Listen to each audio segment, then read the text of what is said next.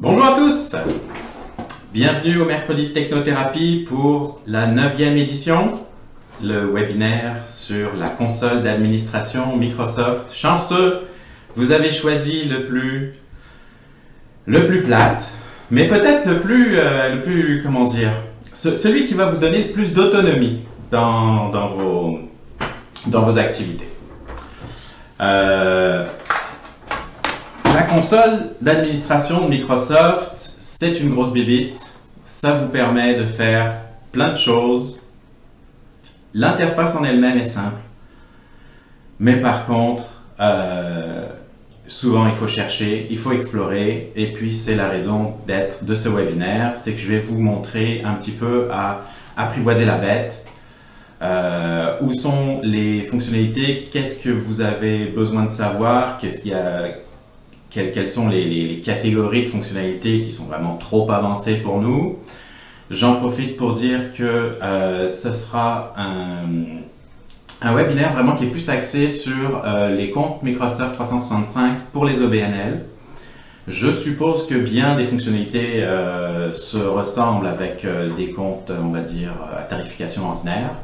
Mais moi, j'axe vraiment ma présentation pour les organismes qui veulent accéder à une plus grande autonomie dans la gestion de leur courriel, dans leurs équipes Teams, et donc bref, tout ce que couvre Microsoft 365. Donc, je vais axer d'abord et avant tout ma présentation sur les fonctionnalités communes, encore une fois, pour augmenter votre autonomie. Mais je vais devoir aussi survoler les fonctionnalités avancées, ne serait-ce que pour savoir que ça existe. Alors, sans plus attendre, hop, allons sur le compte Office de Microsoft 365. Je me suis connecté sur mon compte à moi, du Hub. Il n'y a pas d'informations sensibles ici parce qu'on n'utilise pas Microsoft 365, nous on est plus sur Google. Si vous avez les droits d'accès à la console d'administration, vous verrez l'icône en bas à gauche ici. Alors, je vais jeter un petit coup d'œil pour voir si vous la voyez. Ah, c'est tout juste, donc je vais changer de scène. Hop, transition. Voilà, je me mets à droite. Et la petite icône est ici. En cliquant dessus, ça ouvre notre interface d'administration.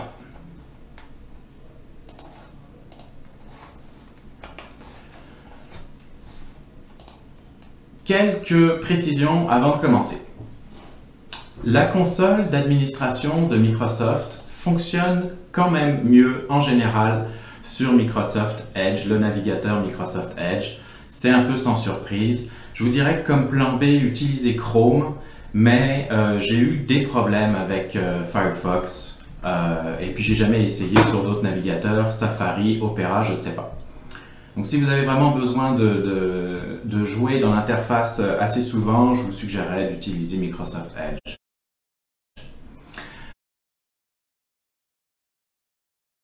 Juste pour être certain aussi qu'on parle des mêmes affaires, de temps en temps je vais vous parler du nom de domaine. Le domaine enregistré sur votre compte, c'est ni plus ni moins c'est très généralement le nom de votre site internet. Donc pour nous c'est hub01.ca. En fait, c'est .org, mais le compte est paramétré sur le nom de domaine hub.ca, hub01.ca. Donc vous, ça sera probablement le nom de votre adresse de votre site web, puis c'est la dernière partie de votre adresse courriel. Il faut savoir aussi que les modifications que l'on va faire sur notre compte d'administration peuvent prendre du temps. Parfois, certaines fonctionnalités activées ou désactivées doivent nécessiter le redémarrage de l'application. Par exemple, redémarrer Microsoft Teams, redémarrer Outlook. Donc il faut savoir ça. Et puis même, parfois, ça peut prendre du temps, ne serait-ce qu'à s'afficher sur l'interface qu'on a sous les yeux. Il est rare de ne pas pouvoir revenir en arrière dans les paramétrages. Donc, je vous invite à expérimenter aussi, tout en sachant que des paramètres peuvent prendre du temps à s'appliquer. N'hésitez pas à explorer. Vous pouvez très rarement casser les choses, fait allez-y, faites-vous confiance. Et un dernier petit avertissement, les paramètres de Microsoft sont parfois subtils. Certains paramètres peuvent avoir un impact limité sur ce que vous voulez faire. Microsoft étant ce qu'on dit souvent très puissant, il vous permet de faire alors là j'ai juste le terme en anglais qui me vient, du fine tweakage, du paramétrage fin, ce qui fait que dans le fond ça peut vraiment avoir qu'un impact subtil sur ce que vous voulez faire, puis ça se peut que vous soyez à côté. Donc je vous dirais, restez un petit peu dans les panneaux de configuration. Vous allez voir, il y a beaucoup de panneaux de configuration qui sont cachés derrière tout ça. Restez dans les panneaux de configuration les plus communs pour faire vos actions. Alors on commence. On va parler des utilisateurs.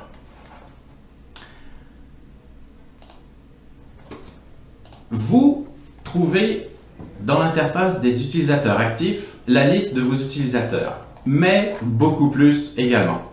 Vous pouvez voir ici Élise Tessier qui a une adresse courriel avec un hashtag ext hashtag. Ça veut dire que ce n'est pas un utilisateur en fait, cette personne ne fait pas partie de notre organisation et ça a été une personne qui a été ajoutée par le partage d'un document ou peut-être a-t-elle été ajoutée dans une équipe Teams. Donc vraiment dans les utilisateurs actifs, on retrouve toutes les personnes qui utilisent finalement des données dans Microsoft 365. Si vraiment on veut filtrer les personnes de notre organisation, bien souvent ces personnes-là ont des licences. À ce moment-là, on peut aller filtrer l'interface pour aller vraiment chercher les utilisateurs sous licence. J'efface le filtre.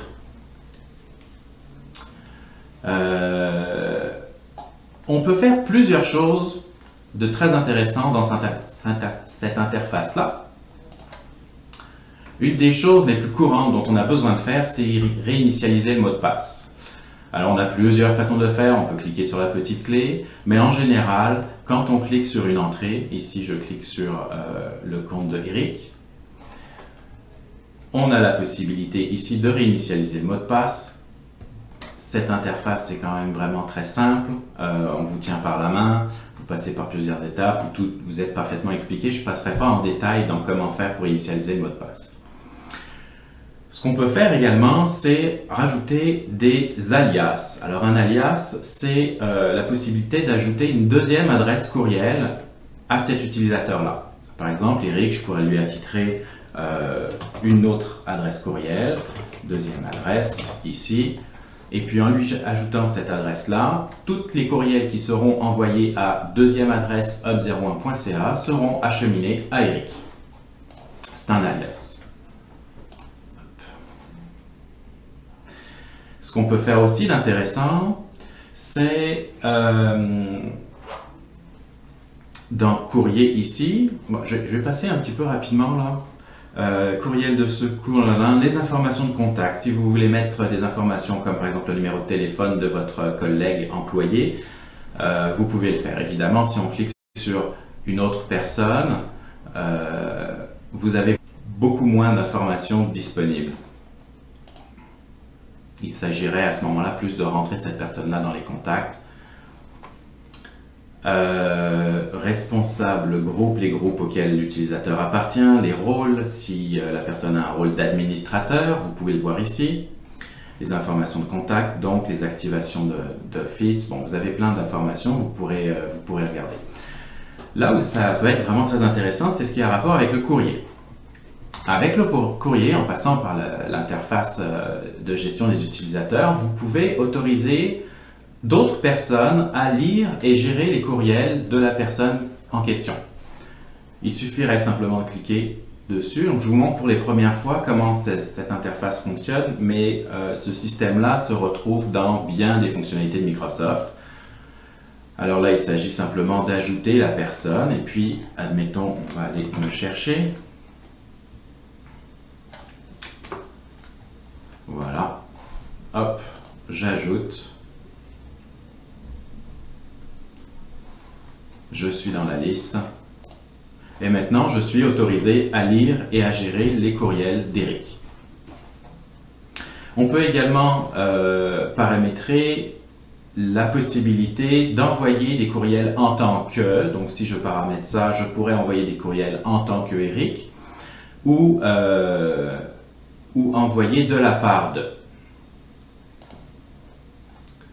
Donc c'est ici que ça se gère, je vais juste revenir en arrière, je vais supprimer les autorisations. Et voilà, c'est vraiment très simple. Dans le courrier aussi, ce qu'on peut faire, c'est faire du transfert de courrier. Donc il y aurait une personne qui partirait peut-être en congé de maladie, qui a oublié de créer une réponse automatique. D'ailleurs, on peut le faire ici aussi. À partir de cette interface, on peut créer une réponse automatique avec tous les courriels envoyés à Eric. On peut gérer donc le transfert de ces courriers aussi. Donc tous les courriers qu'il aurait dû recevoir vont être transférés avec la possibilité de conserver une copie dans la boîte d'Eric ou ne pas conserver de copie. Évidemment, il suffit simplement de rentrer l'adresse courriel vers où les courriels seront redirigés.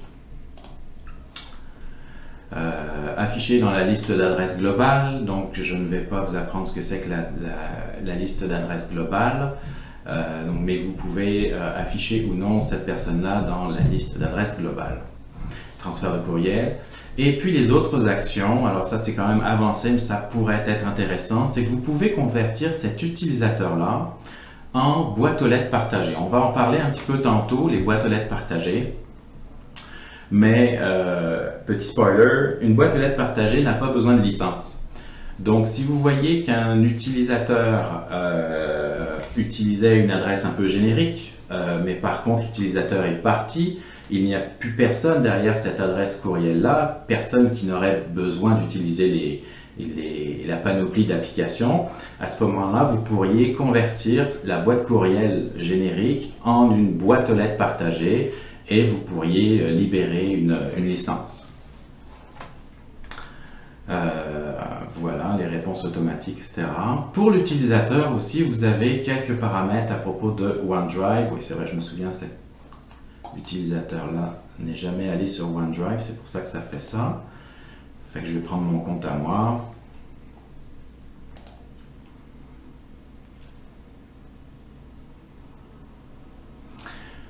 Voilà. Ça, je vais en parler plus tard. Directement ici, vous pouvez voir le stockage utilisé. Donc, c'est dans l'espace que j'appelle personnel professionnel. C'est vraiment l'espace. Donc, je vais aller sur mon compte moi-même, ici dans OneDrive. Vous savez que dans Microsoft 365, il y a des espaces qui sont partagés par défaut, des SharePoint, des bibliothèques partagées, mais on a aussi, chaque utilisateur, un espace personnel professionnel avec des documents qui, par défaut, ne sont partagés avec personne. Fait que l'information de stockage ici qu'on a, c'est vraiment l'information de cet espace-là. Vous pouvez gérer aussi les droits de partage externes de cet utilisateur. Donc moi, autoriser aux personnes extérieures à votre organisation à accéder à votre site, autoriser le partage avec des liens d'invités anonymes et utilisateurs authentifiés. Mais on pourrait restreindre les droits de partage de l'utilisateur. Il y a aussi la conservation des données, 30 jours, bon, il y a des fonctionnalités avancées, je vais passer un peu ça sous silence, vous pourrez fouiller en fonction de vos besoins. Mais un truc qui est intéressant, c'est que vous pouvez accéder, et c'est pour ça que c'est très important que tout le monde soit au courant, que les administrateurs des comptes Microsoft 365 peuvent vraiment accéder à tous les documents de tout le monde, même dans l'espace personnel professionnel. On peut ainsi créer un lien vers ces fichiers-là à partir de l'interface d'administration. Donc, je pourrais aller voir les documents de ma collègue Léonie grâce à ce lien-là dans OneDrive et puis créer un lien. Je regarde mes petites notes, accès aux fichiers, stockage utilisé, partage, tout ça on a vu. Bon, c'est parfait.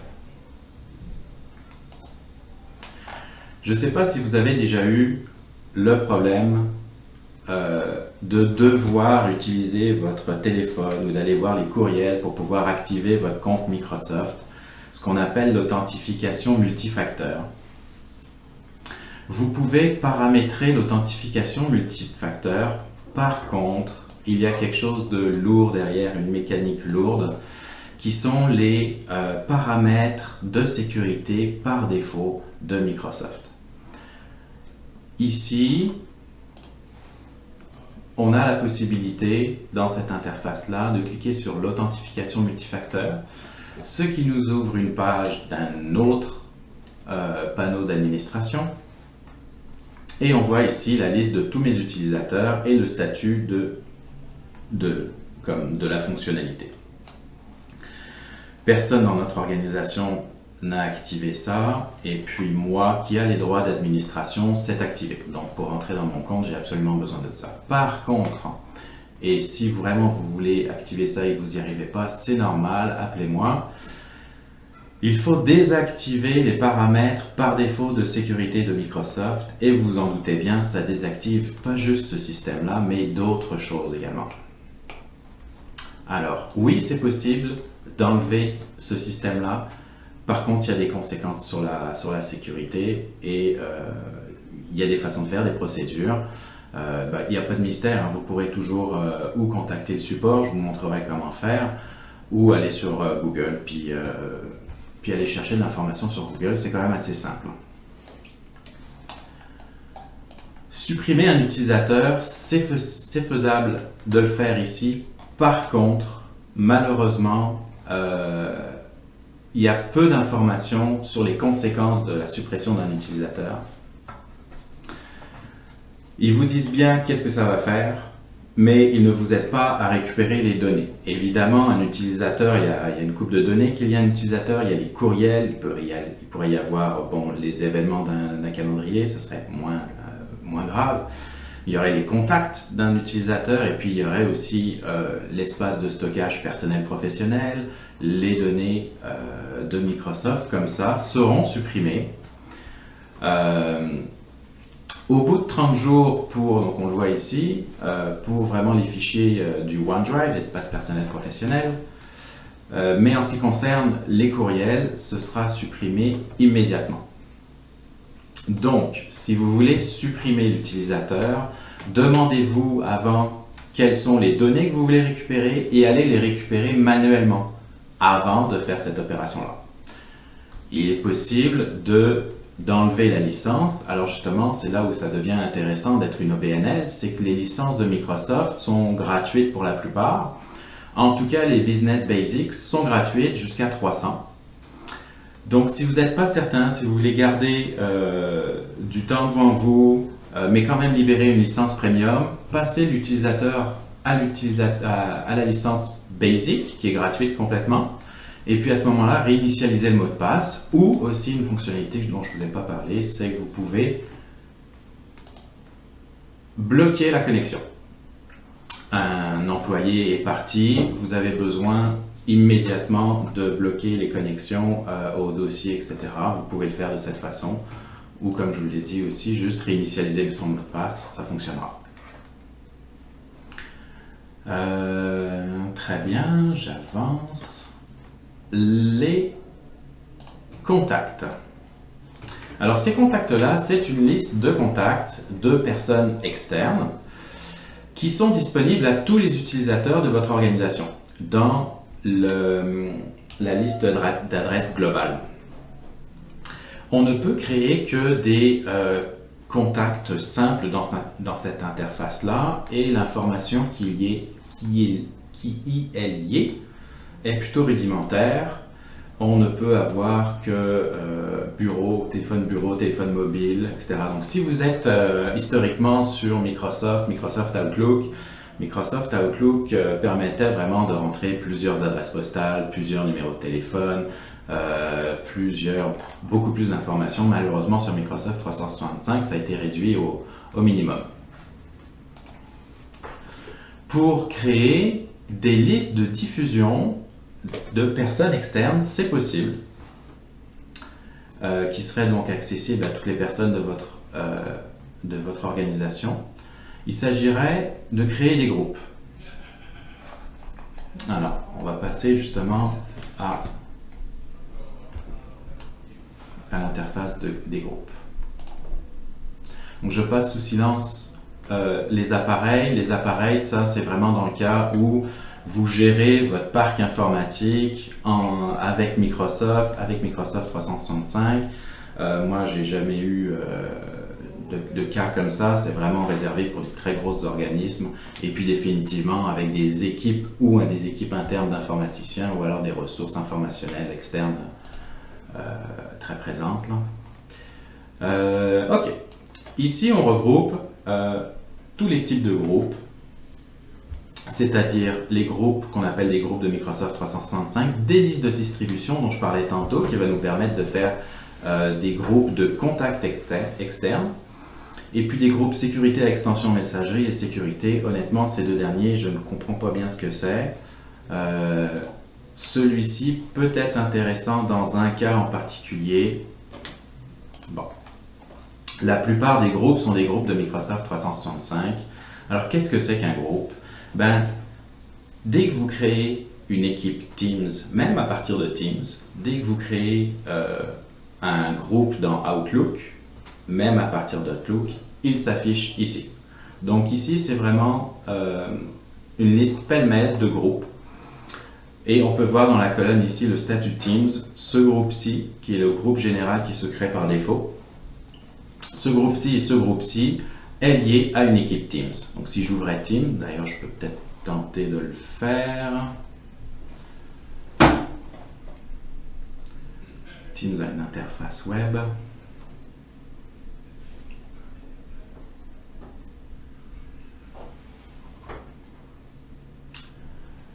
Voilà, on voit il y a 3 équipes. Je fais partie de 3 équipes Teams. Ce sont les mêmes que l'on voit ici, celle-ci, celle-ci et celle-ci. C'est vraiment dans cette interface-là que vous allez pouvoir gérer qui a accès aux équipes Teams. Ainsi donc, si je clique sur ce groupe-là,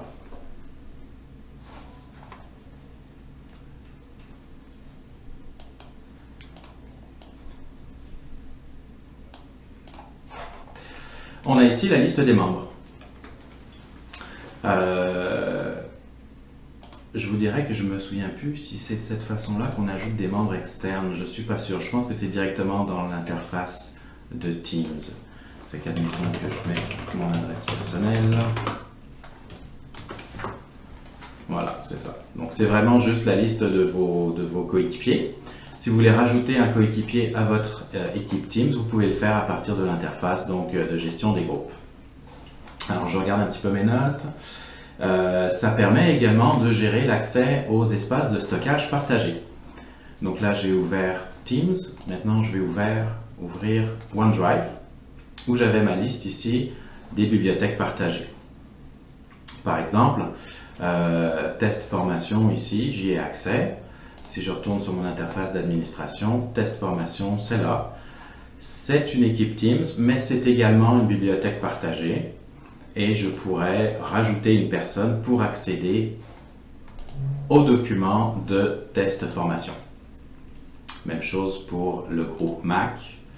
Pour ajouter un collègue dans le groupe Mac, juste aller dessus et aller gérer les membres. Voilà. Donc c'est comme ça que vous autorisez les collègues à accéder à votre espace de stockage partagé. L'adresse d'un groupe joue le rôle d'une liste de distribution interne dans le carnet d'adresses. Effectivement, si vous avez par exemple une équipe qui accède à de l'espace de stockage qui a rapport avec l'administration, vous pourriez envoyer un courriel à ces personnes-là juste en allant chercher le nom du groupe d'administration. Et puis Microsoft va s'organiser pour envoyer le message vraiment aux personnes qui ont accès ou qui font partie de ce groupe. Ça peut être pratique.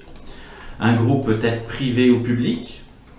Évidemment, on reste dans le contexte du compte organisationnel. Donc, public, ça veut dire toutes les nouvelles personnes ou les anciennes personnes de votre compte organisationnel, tous vos collègues, ça devient public. Sinon, privé, ben, il faut vraiment aller manuellement identifier les personnes qui ont accès à l'espace ou à l'équipe, bref, qui font partie de ce groupe. Un groupe, ça permet de partager donc une boîte de réception partagée, on va le voir tout de suite après. Un calendrier partagé, une bibliothèque de documents. La différence quand on crée un groupe entre donc Microsoft 365 ou une liste de distribution, pour le reste, je vous dirais que si vous avez des questions là-dessus, vous aurez juste à me contacter puis je ferai la recherche là. Mais en gros, il faut presque toujours utiliser Microsoft 365. Vraiment, le cas de la liste de distribution, puis ça, je vais vous le montrer. Je vais annuler l'interface ici. Aller dans ma petite liste de distribution que j'avais créée. Voilà, c'est tout simple. Je peux donc évidemment créer un groupe de liste de distribution ou voir. Et puis, il y a une liste de membres. Et les membres, ce sont vraiment des contacts externes. Ces contacts-là, on ne peut pas les rajouter à partir de cette interface. C'est vraiment un lien direct vers les contacts qu'on a vus plus tôt, qu'il y a ici, dans la liste d'adresses globales. Donc les types de groupes, distribution, ok.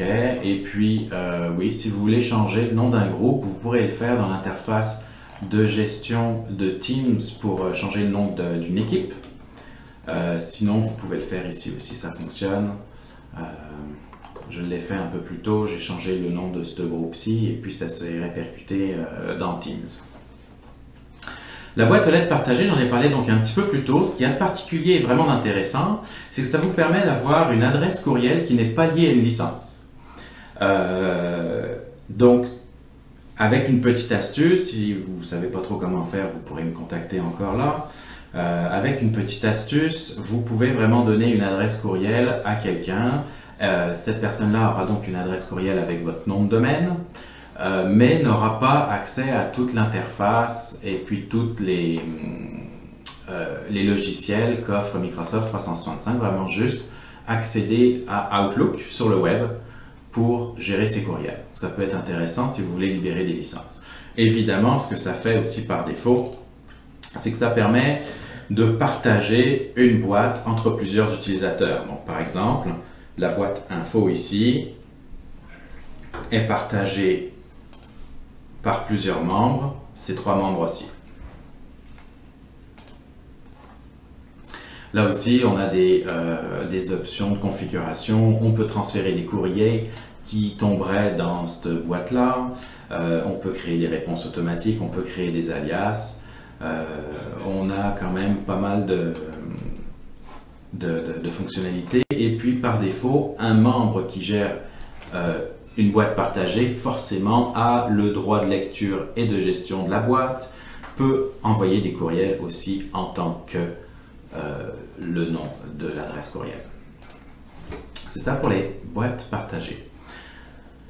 Les rôles, je vous propose de ne pas regarder ça. C'est lourd, c'est compliqué et puis c'est vraiment trop avancé. Les ressources qui pourraient être intéressantes, c'est si vous avez des salles ou des espaces que vous utilisez et vous voulez trouver un système de réservation. À ce moment-là, ce qui est intéressant, c'est de créer vraiment une ressource. On ajoute une ressource ici. Et puis en créant la ressource, ça crée une adresse courriel. À ce moment-là, après dans Outlook, quand vous créez un événement, vous pourrez rajouter cette salle-là comme dans l'événement et puis ça crée un calendrier pour la salle où on voit les réservations existantes. Puis Outlook vous permet de voir si par exemple la salle est déjà réservée ou est disponible. Donc ça peut être vraiment intéressant.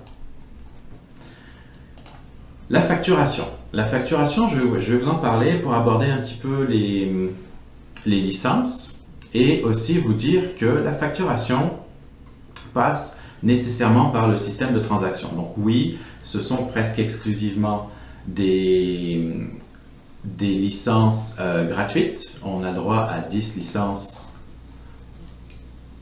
Je vais vous montrer ici. Acheter des licences, Microsoft 365. On a des licences gratuites donc qu'on appelle Business Premium qui contiennent les logiciels téléchargeables. On a des licences Business Standard qui elles sont payantes à 3,80 € par licence par mois. Et on a aussi des business basic qui, elles, ne contiennent pas les logiciels, qui sont totalement gratuites à concurrence de 300. Ainsi donc, si vous voulez rajouter une licence, vous devez passer par l'interface acheter des services. C'est juste que votre facture sera de 0 $. Je vais pas le faire parce que je vois qu'il me reste peu de temps. Mais en gros, à un moment donné, dans le processus, on vous demande de rentrer vos informations de carte de crédit, mais vous avez également le choix de demander d'envoyer une facture par la poste. À ce moment-là, choisissez cette deuxième option. Vous n'aurez pas besoin de rentrer vos informations de paiement. Et puis, évidemment, vous ne recevrez pas réellement de facture par courrier. Il y aura simplement une facture de 0 $ qui sera émise. Vous pouvez gérer vos licences dans l'interface de facturation ici avec vos licences. Idéalement, assurez-vous que toutes vos licences sont affectées, bon, sauf les deux dernières, là, le Power Automate Free. Faites juste ignorer cette licence-là, et puis le portail pour association aussi, ignorez-la. Mais sinon, si vous avez quelques licences Business Premium, ça se peut qu'elles ne soient pas affectées, mais que vous payez quand même. Donc, vous payez pour une licence qui n'a pas été attribuée à quelqu'un. Ce serait dommage. Gardez ça en vue dans cette interface-là, facturation licence. Un petit mot sur le support. Microsoft est quand même vraiment bon, honnêtement, dans le support. Évidemment, l'interface est faite de façon à ce que vous cherchiez d'abord dans une liste de connaissances, dans des forums, etc., ou dans des questions-réponses sur le web, des questions que vous demandez. Mais quand même, assez rapidement, vous pouvez parler à quelqu'un et il vous donne un rendez-vous téléphonique. Donc, ça fonctionne vraiment bien, Microsoft. N'hésitez pas à l'utiliser. Là, je vois que j'ai vraiment très peu de temps. Alors, les contacts, les groupes, les ressources, la facturation, les paramètres. Ça, je vais passer ça sous silence. Voilà, paramètres de l'organisation. Alors, qu'est-ce qu'on a dans les paramètres? On a les paramètres du nom de domaine. Ça, normalement, vous ne devriez pas avoir à toucher à ça. Ça devrait être déjà fonctionnel. Paramètres de l'organisation ici. Ça peut être vraiment intéressant de naviguer à travers ça. Les paramètres que j'ai trouvés qui pouvaient être intéressants, ce sont l'authentification multifacteur. Donc, ici, on retombe finalement, on nous propose d'aller configurer l'authentification multifacteur qui nous amène à la même interface que tantôt. Celle-ci. Des fonctionnalités à propos des calendriers. Par exemple, pour vous montrer Microsoft Forms.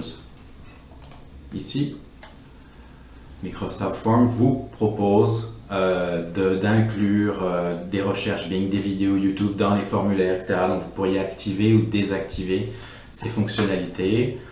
Si vous avez besoin de jouer dans les paramètres de Microsoft Forms, c'est par là qu'il faut passer. Paramètres, paramètres de l'organisation, et là vous avez... On a même des paramètres sur Teams, mais on a une interface meilleure que ça. Rapport, ça peut être intéressant. On a surtout des statistiques sur l'utilisation, score de productivité. Bon, je pense qu'il faut activer des choses, mais au moins sur l'utilisation, donc les espaces de stockage, l'utilisation des logiciels, etc. Ça peut vous donner des informations sur l'utilisation de vos collègues, des services offerts. Voilà, paramètres, configuration, paramètres, rapport, état d'intégrité. Donc ça peut être intéressant aussi. Vos courriels ne fonctionnent pas. Vous vous demandez, est-ce que c'est Microsoft qui est brisé ou quoi? À ce moment-là, si vous avez les accès d'administration, ici, vous pourrez aller voir l'état d'intégrité des services. Donc, je referme tout ça, histoire que ça soit plus propre. Ici, état d'intégrité des services, et vous voyez quand il y a des incidents, des avertissements, ou si le service est sain. Ça peut vous donner une idée de si le problème vient de votre côté ou vraiment de Microsoft. Le centre de messagerie, ça aussi, ça peut être très intéressant si vous recevez trop de courriels dans votre boîte. Ça arrive souvent, surtout pour les administrateurs. Vous pouvez changer ah oui, c'est ça, dans les préférences ici, la liste des comme sujet des courriels qui vous sont envoyés. À ce moment-là, si vous décochez certains services, vous pourrez avoir beaucoup moins de courriels. Donc il faut passer par état d'intégrité et centre de messagerie. Et après, préférences.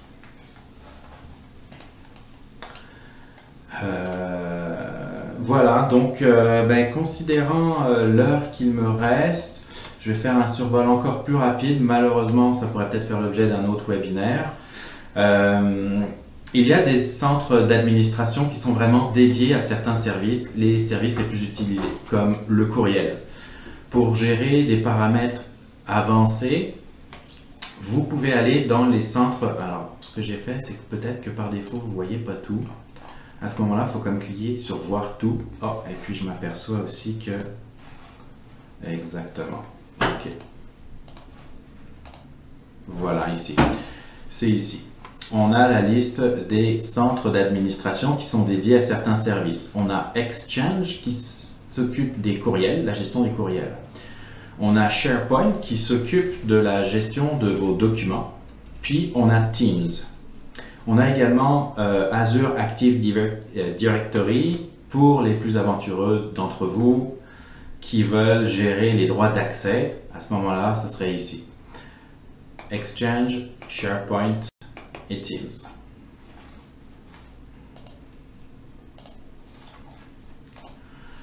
Exchange, vous retrouvez la liste de vos boîtes aux lettres, des groupes, des ressources, les contacts. Ce sont les mêmes contacts. Paramètres avancés comme la stratégie, c'est ça. Et puis en général, c'est vraiment des fonctionnalités très avancées si vous voulez créer des stratégies, etc. Si vous avez des besoins simples, restez sur l'interface par défaut. SharePoint, là où ça peut être intéressant, c'est accéder à tous vos SharePoint, comprendre quelles sont la liste de tous vos SharePoint existants, toutes vos bibliothèques partagées, peut-être en avez-vous créé, puis vous avez perdu le lien vers ces bibliothèques-là. À ce moment-là, dans l'URL, ici, on peut vraiment accéder directement à votre site SharePoint. Ça peut être très intéressant. Et puis après, les documents qui sont liés au SharePoint, aussi appelés les bibliothèques partagées. Ici, qu'est-ce que j'y voyais? Donc les autorisations, mais encore là, je vous suggère de gérer les autorisations plutôt sur l'interface précédente. Les sites actifs, modifier le nom, vous pouvez changer le nom d'un fichier, d'un espace. Dans autorisation, les accès, les stratégies. Bon, si vous avez des questions, n'hésitez pas à me contacter, remy@hub01.org. Je répondrai à vos questions. Et puis les limites de stockage, ah ça c'est intéressant. Ici dans les paramètres, on a plusieurs choses. Entre autres, pour OneDrive, on a les limites de stockage. Et par défaut, c'est limité à 1 Tera. Mais il faut savoir qu'on peut aller jusqu'à 5 Tera, puis c'est inclus dans la licence. Donc si vous avez un espace personnel professionnel déjà plein à 1 Tera, peut-être auriez-vous besoin de plus de stockage. Vous pouvez le faire dans l'interface d'administration de SharePoint. Même chose pour la limite pour les sites. À ce moment-là, vous pourrez mettre ça en manuel, mais le calcul de stockage pour les sites SharePoint se fait de façon différente, n'est pas aussi simple que pour les OneDrive. Voilà, et puis pour Teams, Teams c'est une belle interface, bien faite. Si vous utilisez beaucoup de Teams, que vous voulez accéder aux fonctionnalités avancées, encore une fois, vous pouvez gérer vos équipes ici, gérer les canaux existants également ici. Excusez-moi, je passe vite. Des paramètres, c'est pas ici qu'on gère les paramètres, c'est vraiment ici. Des paramètres avancés si vous voulez par exemple désactiver le partage de documents par Google Drive sur Microsoft Teams, vous pourriez le faire là ou pour d'autres services. Vous voudriez désactiver les emojis, on ne sait pas, peut-être que vous êtes plate et méchant. À ce moment-là, vous pourriez désactiver ça, c'est possible de le faire. Vous avez la liste de vos utilisateurs. Encore une fois, ça peut vous donner une bonne idée des utilisateurs existants, mais encore une fois, je vous suggère plutôt pour les fonctionnalités de base de rester sur l'interface par défaut du centre d'administration. Ça fait le tour de ce que je voulais vous montrer. J'aurais voulu vous montrer pas mal plus de choses plus en détail, mais le temps est limité. Alors voilà, juste un dernier mot pour vous dire que la semaine prochaine, ce sera les outils gratuits présentés par Olivier qui va vous montrer des outils qui sont disponibles sur Internet, en service web sur votre navigateur ou parfois peuvent être téléchargés sur votre ordinateur. Donc ne manquez pas ce rendez-vous-là, c'est mercredi prochain. Merci de nous avoir écoutés. Au revoir.